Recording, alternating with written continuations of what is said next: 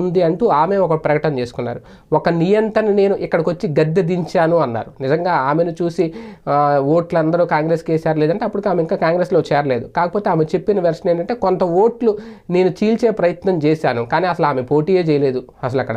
కాకపోతే పార్టీ అయితే పెట్టారు, కానీ ఆ ఎఫెక్ట్ అయితే తగిలింది ఖచ్చితంగా. అంటే అక్కడ ఒక నియంత అరాచకాలను ఆమె చెప్పిన మాటల్లో కేసీఆర్ ప్రభుత్వం ప్రజలకు చేసిన అన్యాయాలను, నిరుద్యోగులకు చేసిన అన్యాయాలను అవన్నీ నేను బయటికి తీశాను, దానివల్ల ఆ ఎఫెక్ట్ తగిలింది.